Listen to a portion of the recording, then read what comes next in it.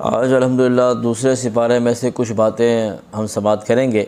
شروع میں اللہ تبارک و تعالیٰ کا فرمان ہے سیقول السفہاء من الناس، لوگوں میں سے کچھ بے وقوف لوگ کہیں گے ما ولاہم عن قبلتہم التی کانوا علیہا، کہ قبلہ اول سے مسلمانوں کو کس چیز نے پھیر دیا، کانوا علیہا جس پر وہ تھے، یعنی کہ بیت المقدس سے کو چھوڑ کر بیت اللہ کو قبلہ مسلمانوں نے کیوں بنایا۔ اس پر کچھ بے وقوف لوگ اعتراض کریں گے۔ بے وقوف اس لیے کہا گیا کیونکہ یہ وہ یہودی تھے جنہیں اپنے کتاب تورات میں یہ بات معلوم تھی کہ آخری نبی جو آئیں گے وہ ذو القبلتین ہوں گے، دو قبلوں والے ہوں گے۔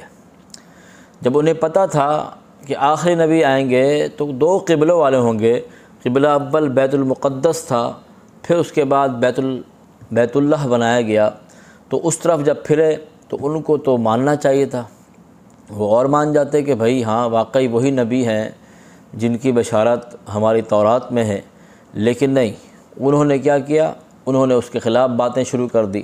تو اس لیے قرآن نے کہا یہ کچھ بے وقوف لوگ ہیں، یہ اعتراض کریں گے۔ قل للہ المشرق والمغرب، آپ کہہ دیجئے مشرق اور مغرب اللہ ہی کے لیے، ساری بادشاہت اللہ کی ہے۔ اب اللہ کا حکم جہاں کا آئے گا، جس سمت کا آئے گا، اللہ کے حکم پر عمل کیا جائے گا۔ یہدی من یشاء الی صراط مستقیم، اور جسے چاہتا ہے صراط مستقیم پر چلاتا ہے۔ وَكَذَلِكَ جَعَلْنَاكُمْ أُمَّةً وَسَطًا لِتَكُونُوا شُهَدَاءَ، اور اسی طرح ہم نے تمہیں بہترین امت بنایا ہے تاکہ تم لوگوں پر گواہ ہو جاؤ۔ وَيَكُونَ الرَّسُولُ عَلَيْكُمْ شَهِيدًا، اور یہ رسول تم پر گواہ ہو جائیں۔ اب یہ آیت، اس کے بارے میں مفسرین نے لکھا، یہ اس منظر کو بیان کر رہی ہے، اس منظر کا پیغام ہے جب روز محشر حساب و کتاب ہوگا اور کفار سے پوچھا جائے گا تمہارے پاس کوئی نبی آئے تھے، وہ انکار کر جائیں گے۔ یہاں تک کہ نوح علیہ السلام کے بارے میں بعض مفسر نے لکھا، تو پھر وہ کہیں گے کہ اے رب ہم نے پیغام پہنچایا تھا آپ کو، لیکن ان کی قوم انکار کر جائے گی، تو پھر وہ اپنی گواہی پر، اپنی تبلیغ کی گواہی پر امت محمدیہ کو پیش کریں گے۔ اس کو یہاں بیان کیا گیا۔ تو پھر امت محمدیہ جب گواہ آئیں گے تو اس پر کفار اعتراض کریں گے یہ تو آخر میں آئے ہیں، تو ہماری گواہی پر وَيَكُونَ الرَّسُولُ عَلَيْكُمْ شَهِيدًا، محمد مصطفیٰ کی گواہی آئے گی۔ کتنا بڑا پیغام ہے آج امت محمدیہ، کتنی عظیم امت ہے، آج بھی ناموس رسالت پر پہرا دینے کی باتیں کرتے ہیں الحمدللہ۔ اور آج جب ہم نکلتے ہیں تو ہمارے پیچھے علماء حق کھڑے ہوتے ہیں، نبیوں کے وارث کھڑے ہوتے ہیں، لیکن جب ہم اسی عادت کو اپنائیں گے اور اسی منصب پر رہیں گے اور اسی طریقے پر رہیں گے تو کتنا عظیم منظر ہوگا۔ آج ہم کھڑے ہوتے ہیں، پیچھے علماء کرام کی ٹیم کھڑی ہوتی ہے، علماء حق کھڑے ہوتے ہیں، کل روز محشر ہم آگے بڑھیں گے اور نبیوں کے ناموس کی حفاظت کی بات کریں گے اور کفار انکار کر رہے ہوں گے۔ اس وقت ہمارے پیچھے ہماری گواہی دینے والے اور ہمارے اوپر ایک سائبان کی طرح کھڑے ہوں گے اور ہماری گواہی کی تصدیق کرنے والے محمد مصطفیٰ صلی اللہ علیہ وسلم ہوں گے۔ تو بہت عظیم امت ہے امت محمدیہ، تو ہمیں اپنے مقام کو جاننا چاہیے۔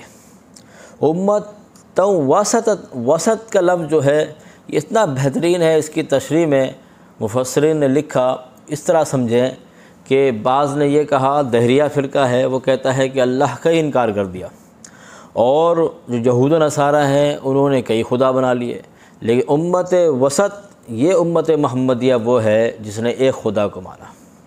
اسی طریقے سے ہندو جو ہیں وہ نبوت کا انکار کرتے ہیں، نبیوں کا انکار کر دیا، لیکن وہ قادیانی جو ہے وہ قیامت تک کے لیے نبی کا دروازہ کھول دیا، نبوت کا دروازہ کھول دیا، لیکن امت وسط امت محمدیہ جو ہے وہ یہ کہتے ہیں کہ آخر نبی محمد مصطفیٰ صلی اللہ علیہ وسلم ہیں۔ یہ عظیم امت ہے، تو ہمیں چاہیے کہ ہم اس مقام کو جانیں اور جس مشن پر اور جس منصب کی وجہ کر ہمیں بہترین امت کہا گیا ہے وہ یہی ہے کہ نیکی کی دعوت دیتے ہیں اور برائی سے روکتے ہیں۔ ہر محاذ پر نیکی کی دعوت دینا ہے اور برائی سے روکنا ہے۔ آگے سنیں، وما جعلنا القبلۃ التي كنت علیہا، اور اے رسول جس قبلے پر آپ پہلے تھے ہم نے اس کو اسی لیے قبلہ بنایا تھا، الا لنعلم من يتبع الرسول، تاکہ ہم دیکھیں کون آپ کی پیروی کرتا ہے۔ کتنی یعنی کہ بڑی بات اللہ تبارک و تعالیٰ نے فرمائی کہ نبی کی پیروی کون کرتا ہے، اور ایک بہت بڑی آزمائش تھی۔ ممن ينقلب على عقبیہ، اور کون ہے جو ایڑیوں کے بل پھر جاتا ہے۔ اللہ تبارک و تعالیٰ نے فرمایا یہ قبلہ اول رکھا گیا، پھر قبلے سے پھیرنا، یہ مقصد یہ تھا کہ ہم نے یہ دیکھنا تھا آپ کی پیروی کون کرتا ہے اور کون ایڑیوں کے بل پھر جاتا ہے۔ اب آگے سنیں، وَإِنْ كَانَتْ لَكَبِيرَةً إِلَّا عَلَى الَّذِينَ هَدَى اللَّهُ، خود رب تعالیٰ فرماتا ہے یہ بہت بڑی چیز تھی، بہت بڑی ذمہ داری تھی، بس یہ ہے کہ جس کو اللہ چاہے ہدایت دے، اللہ کا کرم جس پر رہا وہ بچے رہے، اور جس پر اللہ کا کرم نہیں تھا وہ پھر گئے، اور ایڑیوں کے بل وہ پھر گئے۔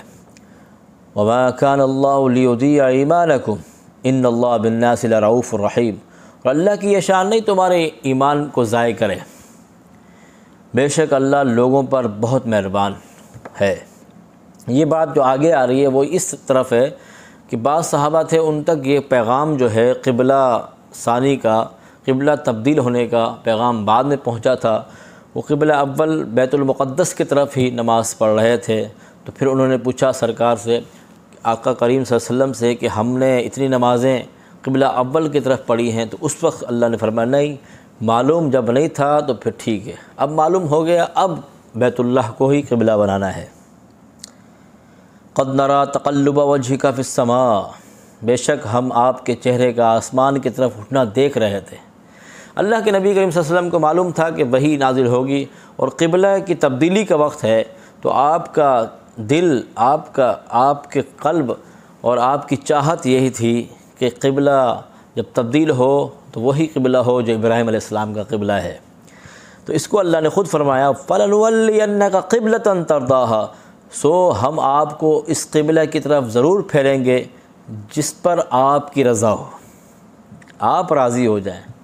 تو اسی کو جب امام اہل سنت نے فرمایا، خدا کی رضا چاہتے ہیں دو عالم، خدا چاہتا ہے رضا محمد صلی اللہ علیہ وسلم، ولی وجہ کا شطر المسجد الحرام، بس آپ اپنا چہرہ مسجد حرام کی طرف پھیر لیں۔ کتنی پیاری گفتگو ہے اور کتنا پیارا پیغام ہے، اس لیے قرآن نے کہا کہ یہی قرآن ہے، اسے پڑھ کر یضل بہ کثیرا ویہدی بہ کثیرا، بہت سارے لوگ گمراہ ہوتے ہیں اور بہت سارے لوگ ہدایت پاتے ہیں۔ حالانکہ پورا کا پورا الحم سے والناس تک ہدی للناس ہے، قرآن ہدایت ہے، لیکن وہ اپنی طرف سے اس کے معنی نکال کر اور نبی کی شان کو چھپا کر وہ گمراہ ہوتے جاتے ہیں۔ تو اس لیے کچھ باتیں میں بیان کرنے جا رہا ہوں۔ یہ میں نے سلسلہ اس لیے شروع کیا تاکہ ہم جب تراویح پڑھتے ہیں ہمیں معلوم ہونا چاہیے کہ قرآن اللہ کا کلام جو ہے وہ ہم سے کیا تقاضا کرتا ہے اور کیا پیغام ہمیں اللہ کا کلام دیتا ہے۔ یہ شروع پہلے صفحے کی باتیں تھی، آپ مزید اس کو پڑھیں گے، آپ کنز الایمان پڑھیں، اشرف البیان پڑھیں، یا پھر صراط الجنان پڑھیں، تبیان القرآن پڑھیں، تو اس میں مزید تفصیل سے آپ پڑھ سکتے ہیں۔ وَلَنَبْلُوَنَّكُمْ بِشَيْءٍ مِّنَ الْخَوْفِ وَالْجُوعِ وَنَقْصٍ مِّنَ الْأَمْوَالِ، اللہ نے فرمایا اور البتہ ہم تم کو ضرور آزمائیں گے، خوف سے، بھوک سے، مال کی کمی سے، والانفس جانوں کی کمی سے، والثمرات پھلوں کی کمی سے، وبشر الصابرین، خوشخبری دیجیے صبر کرنے والوں کو۔ آج آزمائش میں لوگ ہیں تو ان کے لیے بہت بڑا پیغام ہے کہ اللہ تبارک و تعالیٰ نے فرما دیا البتہ تمہیں ضرور آزمایا جائے گا، خوف سے، بھوک سے، مالوں کی کمی سے، جانوں کی کمی سے اور پھلوں کی کمی سے، خوشخبری ہے صبر کرنے والوں کو۔ صحابہ کرام علیہ رضوان کی زندگی دیکھ لیں، شیب ابی طالب کو دیکھ لیں، تو وہ گھاٹی جہاں پر مسلمانوں کو 3 سال تک مسلسل سوشل بائیکاٹ کر دیا گیا، اور کھانے کے لیے ان کے پاس پتے تھے، اور یہاں تک کہ اتنے مشکلات میں انہوں نے زندگی گزاری۔ تو اس لیے اللہ نے فرمایا تمہیں آزمایا جائے گا، اور صحابہ کرام نے پیٹ پر پتھر بھی باندھے۔ بہت مشہور واقعات آتے ہیں، اس میں سے مختصر بیان کر کے آگے چلوں۔ جب صحابہ اپنے نبی کریم صلی اللہ علیہ وسلم کے پاس آتے اور عرض کرتے یا رسول اللہ پیٹ پر پتھر باندھا ہوا ہے، اللہ کے نبی فرماتے میں نے 2 پتھر باندھے ہوئے ہیں۔ تو یہ معاملات بھی دیکھے ہیں، تو اس لیے ہمیں چاہیے ہم کیا کریں، صبر کریں۔ تو اللہ تعالیٰ کی خوشخبری اللہ کا پیغام ہے یہاں۔ الذین اذا اصابتہم مصیبہ، وہ لوگ جن پر مصیبت کے پہاڑ ٹوٹ جاتے ہیں، قالوا انا للہ و انا الیہ راجعون، کیا پڑھتے ہیں؟ انا للہ و انا الیہ راجعون۔ یہ دعا جو ہے صرف میت کے لیے نہیں ہے، بلکہ کچھ بھی مصیبت، کچھ بھی غم کی خبر آپ کو آئے تو یہ دعا پڑھیں، اللہ تبارک و تعالیٰ بہترین نعم البدل عطا فرماتا ہے۔ اولئک علیہم صلوات من ربہم ورحمہ، آگے فرمایا وہ لوگ جو مصیبت کے پہاڑ ٹوٹ جائیں اور یہ دعا پڑھ کر صبر کر جاتے ہیں، تو فرمایا یہ وہ لوگ ہیں جن پر اللہ کی طرف سے خصوصی نوازشیں ہیں اور رحمت ہے۔ وَأُولَئِكَ هُمُ الْمُهْتَدُونَ، اور یہی لوگ ہدایت پر ثابت قدم ہیں۔ شروع میں آپ نے سنا تھا اهدنا الصراط المستقیم، ہم دعا کرتے ہیں یا اللہ ہمیں سیدھے راستے پر چلا، لیکن یہاں پر اللہ نے فرمایا جو لوگ اس طرح صبر کے پہاڑ بن جاتے ہیں تو اللہ خود فرماتا ہے یہ ہدایت یافتہ لوگ ہیں۔ یہ دوسرا پیغام، اور آج کا آخری پیغام یہ ہے جو آج ہم جس مقدس مہینے میں بیٹھے ہیں اس حوالے سے یہاں پر دوسرے سپارے میں سورہ بقرہ آیت نمبر 183 یا ایھا الذین آمنوا کتب علیکم الصیام، اللہ نے فرمایا اے ایمان والو تم پر روزے فرض کیے گئے، کما کتب علی الذین من قبلکم، جیسا کہ تم سے پہلے لوگوں پر روزے فرض کیے گئے، لعلکم تتقون، تاکہ تم متقی بن جاؤ۔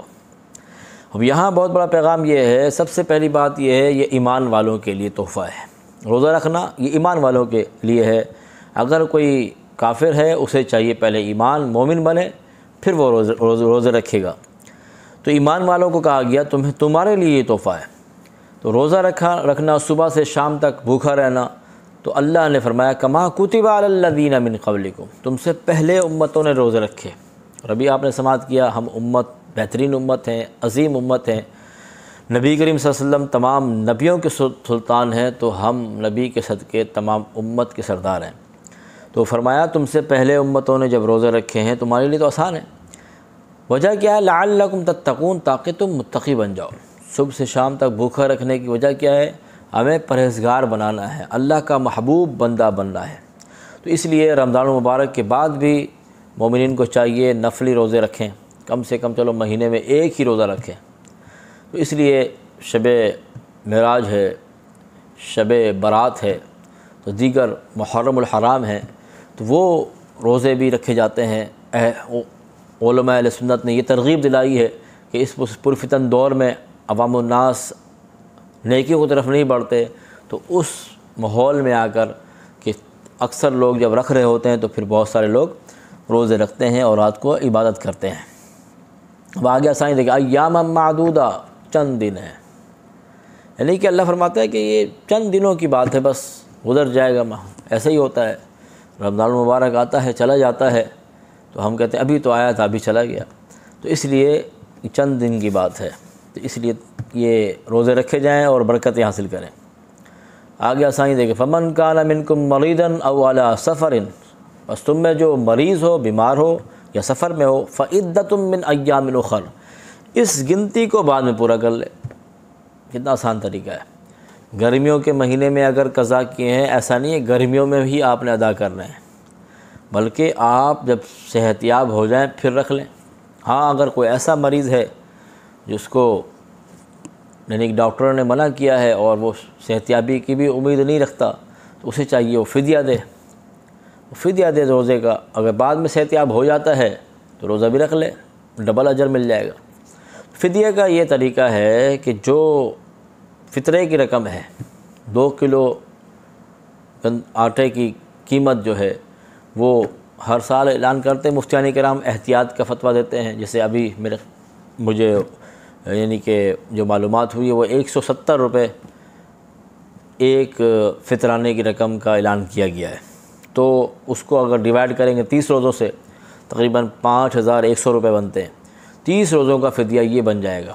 تو یہ وہ مریض جس کی حالت یعنی کہ اس طرح ہے کہ بعد میں بڑھاپے کو پہنچ گیا ہے، تو اس کو چاہیے کہ وہ اس طرح سے فدیہ ادا کرے۔